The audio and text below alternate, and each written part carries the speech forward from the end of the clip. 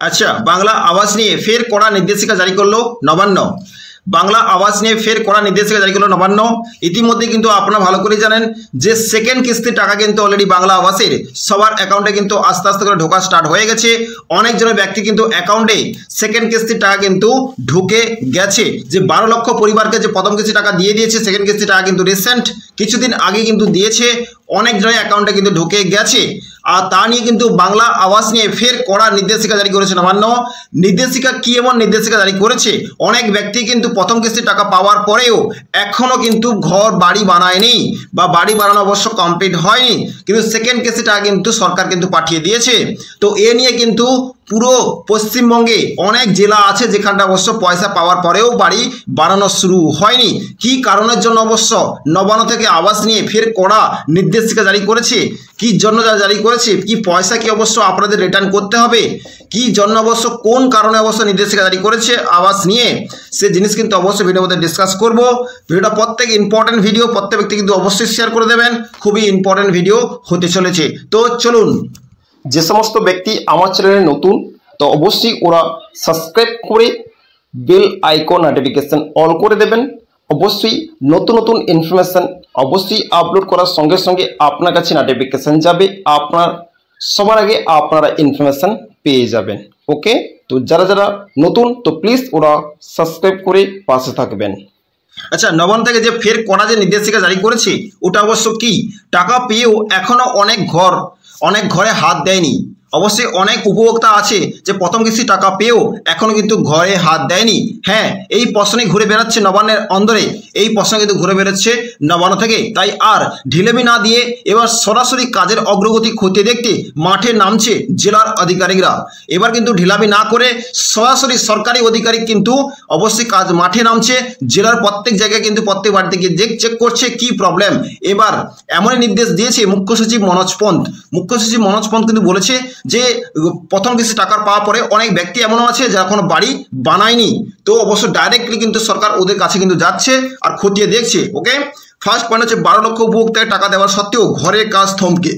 যে 12 লক্ষ উপভোক্তাকে যে ঘরের যে টাকা অলরেডি কিন্তু প্রথম কিস্তি সেকেন্ড কিস্তি টাকা কিন্তু দিয়ে দিয়েছে, তো টাকা দেওয়ার সত্ত্বেও অনেক ব্যক্তি কিন্তু ঘরের কাজ কিন্তু এখনো শুরু করেনি বা ঘরের কাজ কিন্তু থমকে আছে। তো কোন কারণের জন্য, কি কারণের জন্য উপভোক্তারা পয়সা পেয়েও বাড়ির কাজ কিন্তু বাড়ির নির্মাণ কাজ কিন্তু শুরু করেনি, কারণটা কি? বাংলার বাড়ি প্রকল্পে সম্প্রতি দ্বিতীয় কিস্তি টাকা ছেড়েছে রাজ্য সরকার। বাংলার বাড়ি প্রকল্পে কিন্তু ইতিমধ্যে কিন্তু দ্বিতীয় কিস্তি টাকা কিন্তু ছেড়ে দিয়েছে রাজ্য সরকার। এবার প্রায় 12 লক্ষ উপভোক্তা আর্থিক সাহায্য পেয়েছে বলে বেশ কিছু সূত্র দাবি করছে। বেশ কিছু সূত্র থেকে দাবি আসছে যে 12 লক্ষ এমন উপভোক্তা আছে যারা অবশ্য এই আওতায় এসে কিন্তু পয়সা পেয়েছে প্রথম সেকেন্ড কিস্তি টাকা। তবে নবান্ন রিপোর্ট বলছে অনেকেই প্রথম কিস্তি টাকা পাওয়ার পর লিন্টন পর্যন্ত ঘর তৈরি করতে পারেনি। প্রথম কিস্তি টাকা পাওয়ার পর কিন্তু এখন পর্যন্ত লিন্টন অবধি বাড়ি তৈরি কাজ কমপ্লিট করতে পারেনি। আর কেউ কেউ তো ঘরের কাজে হাতই দেয়নি। এমনও অনেক মানুষ আছে যারা প্রথম কিস্তি টাকা পাওয়ার পরেও বাড়ির কাজ শুরুই করেনি। তো এই সমস্ত রিপোর্ট কিন্তু নবান্ন থেকে উঠে এসছে। এমনই ব্যক্তি অবশ্যই আছে যারা এখনো পয়সা পাওয়ার পরেও লিঙ্কডইন অবধি কাজ করেনি, পয়সা পাওয়ার পরেও এখনো বাড়ির নির্মাণ কাজ কিন্তু শুরু করেনি। এমন ব্যবস্থা সোমবার এই প্রকল্পের অগ্রগতি নিয়ে নবান্নে এক গুরুত্বপূর্ণ কিন্তু বৈঠক সারেন মুখ্য সচিব মনোজ পন্ত। এই প্রকল্পের অগ্রগতি নবান্নে কিন্তু একটা গুরুত্বপূর্ণ বৈঠক সারেন মনোজ পন্ত। বৈঠকের রিপোর্ট দেখা যায় যে প্রায় 72% উপভোক্তা ইতিমধ্যেই লিঙ্কডইন পর্যন্ত ঘর তৈরি করেছে।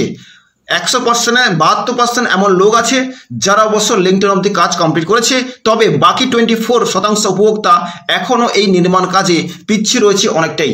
এমন অবশ্য 24% এমনই 28% এমন উপভোক্তা আছে যারা এখনো কিন্তু নির্মাণ কাজে কিন্তু পিছিয়ে রয়েছে, লিঙ্কডইন অবধি কমপ্লিট করতে পারেনি। অনেক ব্যক্তি এমনও আছে যারা এখনো পয়সা পাওয়ার পরেও ওরা কিন্তু বাড়ির কাজে হাত দেয়নি। কি ওরা কি পয়সা কি খেয়ে নিয়ে এলো? ওরা কি পয়সা কি অবশ্য নষ্ট করে দিয়েছে?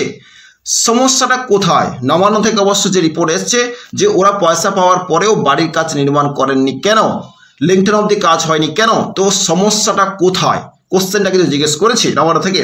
রিপোর্ট বলছে 12,442 জন উপভোক্তা এখনো ঘরের কাজ শুরু করেননি।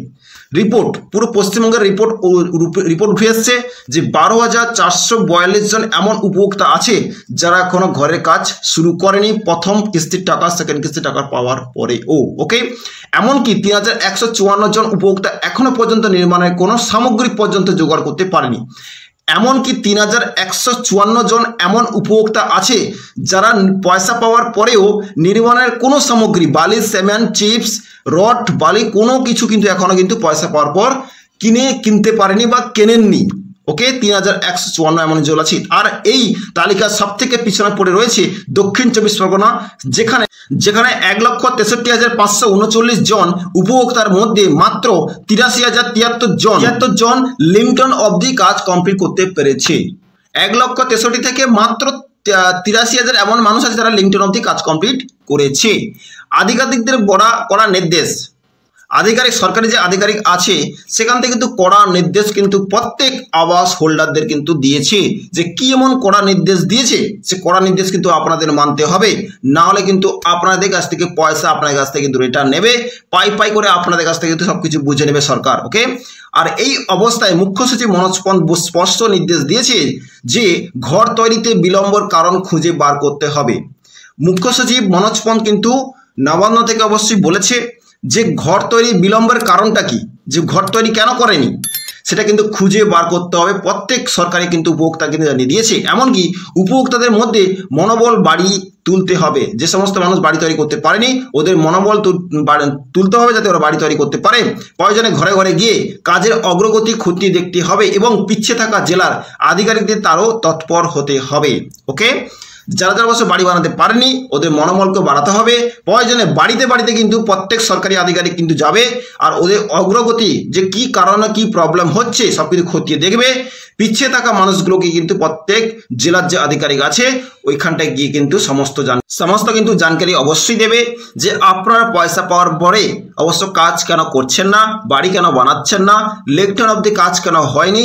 অনেক কিন্তু অবশ্যই মানুষ আছে যারা এখনো কিন্তু বাড়ির কাজ নির্মাণ করেননি। তো নবান্নের কাছে কিন্তু সমস্ত রকম রিপোর্ট কিন্তু অবশ্যই আছে।